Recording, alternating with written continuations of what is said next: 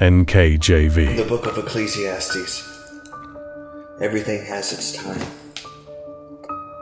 To everything there is a season, a time for every purpose under heaven, a time to be born and a time to die, a time to plant and a time to pluck up what is planted, a time to kill and a time to heal, a time to break down, a time to build up, a time to weep and a time to laugh, a time to mourn and a time to dance, a time to cast away stones and a time to gather stones, and a time to embrace and a time to refrain from embracing, a time to gain and a time to lose, a time to keep and a time to throw away, a time to tear and a time to sow, a time to keep silent and a time to speak, a time to love and a time to hate, a time of war and a time of peace.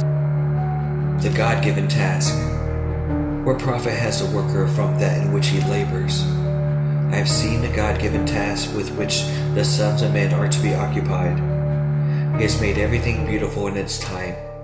Also, he has put eternity in their hearts, except that no one can find out the works that God does from beginning to end. I know that nothing is better for them than to rejoice and to do good in their lives, and also that every man should eat and drink and enjoy the good of all his labor. It is the gift of God. Listen. I know that whatever God does, it shall be forever. Nothing can be added to it, and nothing taken from it. God does it, that man should fear before him. That which it is has already been, and what is to be has already been, and God requires an account of what is past. Moreover, I saw under the sun, in the place of judgment, wickedness was there. In the place of righteousness, iniquity was there. I said in my heart, and God shall judge the righteous and the wicked, for there is a time there for every purpose and for every work. I said in my heart concerning the conditions of the sons of men, and God tests them, that they may see that they themselves are like animals. For what happens to sons of men also happens to animals.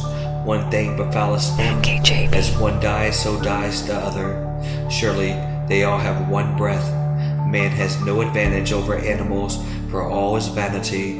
All go to one place, all are from the dust, and all return to dust. Who knows the spirit of the sons of men which goes upwards, and the spirits of the animals which goes down to the earth?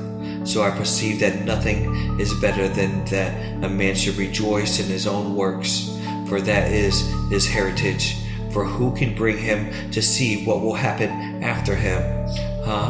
And then I returned and considered all the oppression that is done under the sun. King Solomon. Ecclesiastes chapter 3 and 4 verse 1.